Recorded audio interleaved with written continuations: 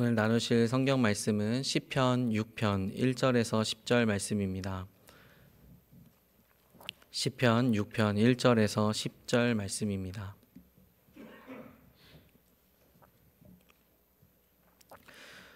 함께 교독하시겠습니다. 여호와여, 주의 분노로 나를 책망하지 마시오며 주의 진노로 나를 징계하지 마옵소서. 여호와여, 내가 수척하여 싸우니 내게 은혜를 베푸소서. 여호와여, 나의 뼈가 떨리오니 나를 고치소서. 나의 영혼도 매우 떨리나이다. 여호와여, 어느 때까지니이까? 여호와여, 돌아와 나의 영혼을 건지시며 주의 사랑으로 나를 구원하소서. 사망 중에서는 주를 기억하는 일이 없사오니 수월에서 주께 감사할 자 누구리이까? 내가 탄식함으로 피곤하여 밤마다 눈물로 내 침상을 띄우며 내 요를 적시나이다. 내 눈이 근심으로 말미암아 쇠하며 내 모든 대적으로 말미암아 어두워졌나이다. 악을 행하는 너희는 다 나를 떠나라. 여호와께서 내 울음소리를 들으셨도다. 여호와께서 내 간구를 들으셨으며 여호와께서 내 기도를 받으시리로다. 내 모든 원수들이 부끄러움을 당하고 심히 떨며 갑자기 부끄러워 물러가리로다. 아멘. 오늘 함께 읽은 시편 6편은 자신을 고통스럽게 만드는 육체적 질병과 영적인 상태에서의 고침과 회복을 간구하는 내용이 담긴 탄식시입니다. 또한 심신이 병든 사람이 자신을 치유해 주기를 요청하는 질병의 시이기도 합니다. 시편 6편은 또한 자신의 죄를 고백하는 참회 시이기도 합니다. 물론 시편 6편에는 시인이 자신의 죄를 뉘우치는 참회에 대한 직접적인 내용은 등장하지 않습니다. 다만 깊은 탄식 속에서 자신을 괴롭게 만드는 고난을 통해 드리는 이 기도는 결국 하나님께서 들으시고 회복시키실 구원의 하나님을 바라보도록 인도합니다. 따라서 탄식을 통해 구원의 하나님을 의지하는 과정이 포함된 이 시는 참회시로도 이해되어 우리 교회 역사에 많이 흘러왔습니다. 시편 6편의 표제는 다윗의 시 인도자를 따라 현악 8째 줄에 맞춘 노래입니다. 표제에서 사용된 8째라는 단어는 정확한 의미를 우리가 알 수는 없지만 음악 용어로서 사용되었습니다. 8째 음으로 연주한다는 것은 저음으로 반주해야 한다는 의미를 추측할 수 있습니다. 다시 말해 시편 6편은 시인이 겪는 고통을 토로하는 노래로서 진지하고 엄숙한 분위기로 불려졌음을 알 수 있습니다. 이러한 이해를 포함하여 마주할 오늘의 시편 말씀을 통해 발견할 하나님은 누구시고 오늘을 살아가는 우리에게 어떤 힘과 위로가 되는지 기대하면서 함께 살펴보기를 원합니다. 오늘 본문 1절 말씀입니다. 여호와여, 주의 분노로 나를 책망하지 마시오며 주의 진노로 나를 징계하지 마옵소서. 다윗은 먼저 하나님을 향해 하나님께서 내리시는 진노를 중단해 주실 것을 2차례에 거쳐서 간구하고 있습니다. 지금 자신이 당하는 고통이 너무나도 크고 괴로움을 하소연하고 있습니다. 다윗이 어떤 시점에서 이렇게 극심한 어려움에 처했는지, 어떤 질병을 얻었는지 알 수는 없지만 분명한 것은 하나님이 그에게 분노하셨고 아직도 진노하시기에 다윗은 자신에게 고통이 임했다고 호소하고 있습니다. 하나님이 분노하심으로 자신이 고난을 겪고 있으니 그 누구도 이것을 중재해 주지 못할 공포에 사로잡혔을 다윗은 누구보다 간절하게 하나님께 매달리면서 호소하고 있습니다. 본문 2절과 3절입니다. 여호와여, 내가 수척하여 싸우니 내게 은혜를 베푸소서. 여호와여, 나의 뼈가 떨리오니 나를 고치소서. 나의 영혼도 매우 떨리나이다. 여호와여, 어느 때까지니이까? 다윗은 질병이 들어 수척해졌다고 합니다. 다만 이것이 어떤 병인지는 우리가 정확히 알 수는 없습니다. 한 가지 확실한 것은 다윗의 속 사람과 겉 사람 모두 병에 걸렸다는 사실입니다. 떨렸다라는 그 단어를 2번 사용하면서 자신의 상태를 말하고 있습니다. 뼈가 떨렸고 영혼도 떨린다고 합니다.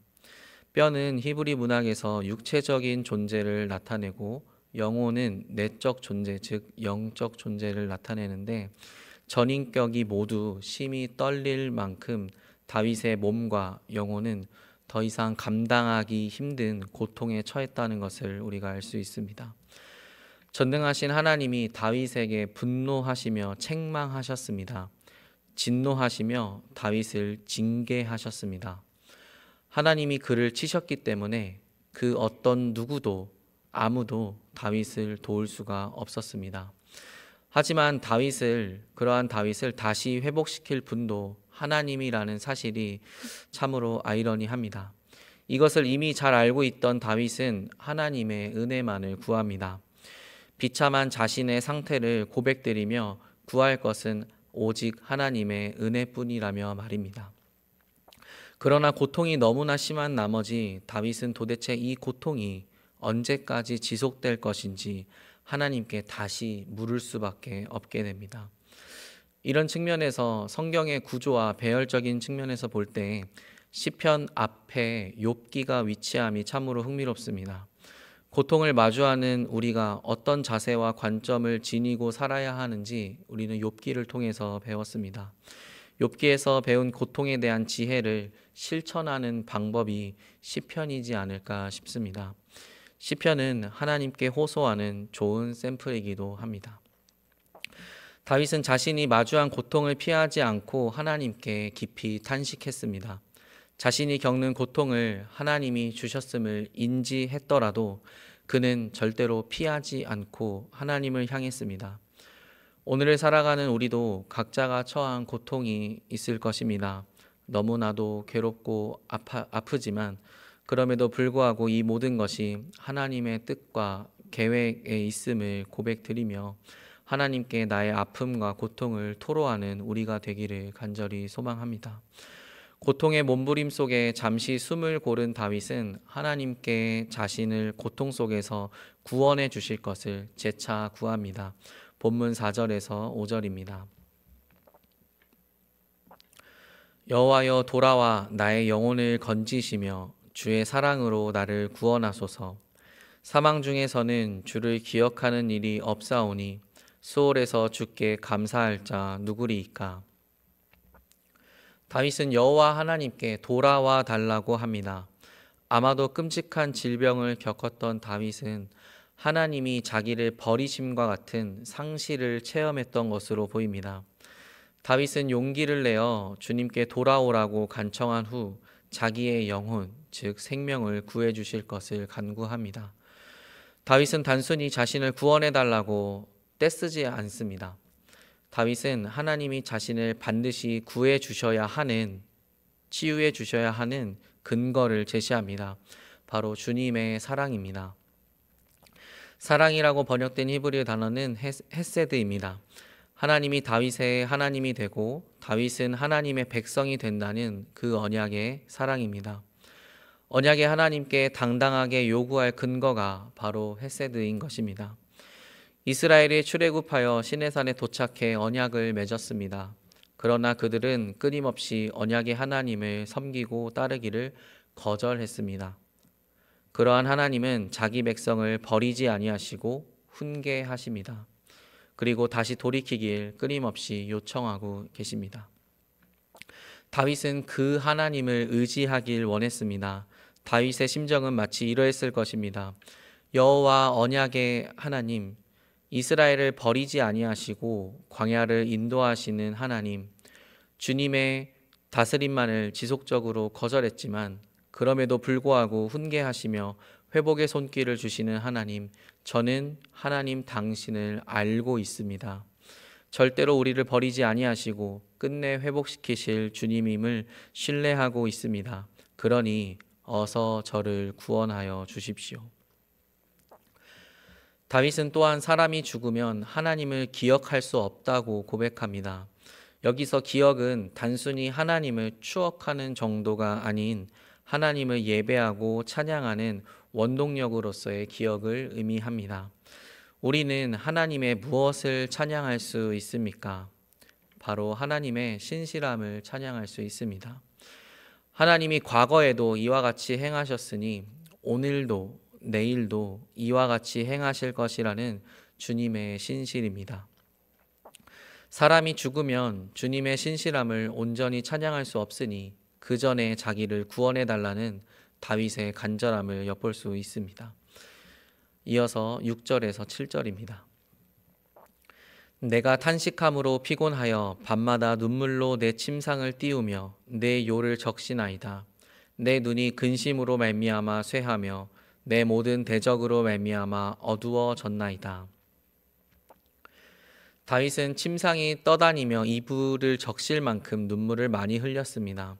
오늘날도 마찬가지지만 고통과 슬픔이 극에 달하는 시간은 외로움이 커지고 인간의 교류가 잠시 멈추는 밤입니다. 다윗은 이렇게 고통의 밤을 지새웠던 것으로 보입니다. 그리고 아침이 되자 자신이 괴로웠던 지난 밤을 되뇌이며 하나님께 호소하고 있습니다.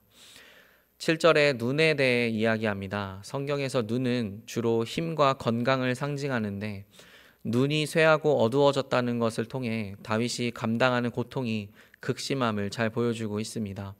이것이 대적의 의함이라고 표현하는데 대적은 다윗과 이스라엘을 괴롭히는 실제적인 적일 수도 있지만 주변 사람들일 수도 있습니다.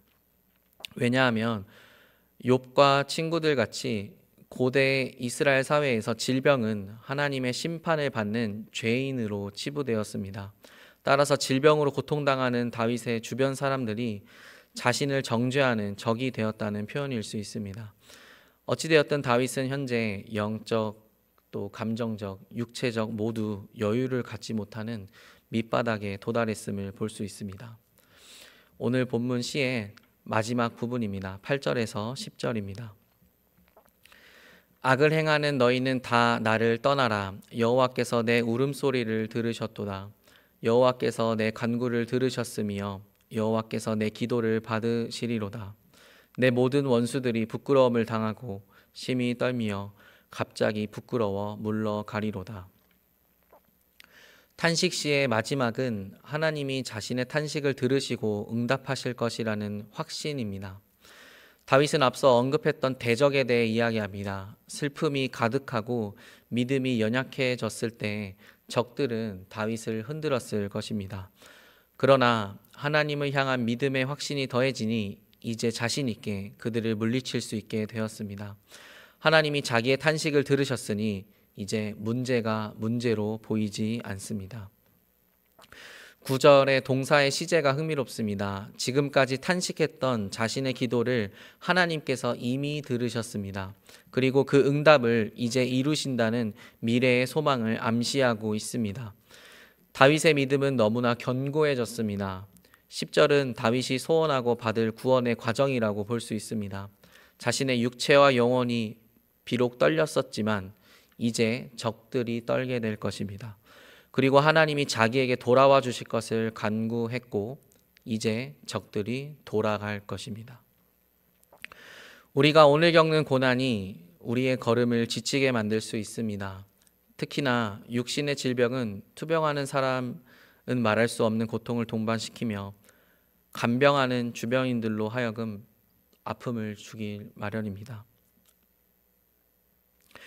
육신의 질병은 나아가 영적인 질병으로 잠식시키며 하나님을 향한 믿음을 병들게 할 수 있습니다.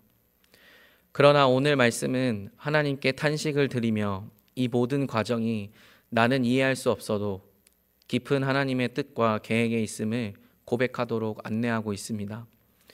그리고 우리보다 먼저 전인적 고통을 겪으신 분이 계십니다. 오셨고 다시 오실 예수 그리스도십니다.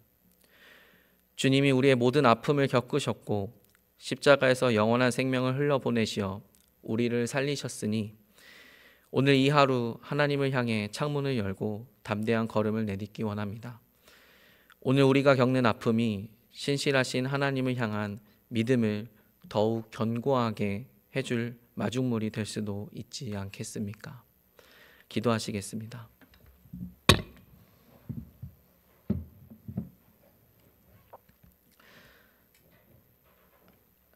하나님 아버지, 우리가 겪는 질병은 우리의 믿음을 약하게 만들기만 하는 줄 알았습니다. 그러나 질병에 신음하며 끊임없이 주님께 탄식했던 다윗을 살리시고 믿음을 견고하게 하신 주님을 우리도 신뢰하기를 원합니다. 시편의 말씀을 통해 주님께만 창문을 열고 신실한 하나님을 향한 믿음의 확신이 더해지는 은총 누리는 오늘이 되게 하여 주옵소서. 예수님의 이름으로 기도드립니다. 아멘.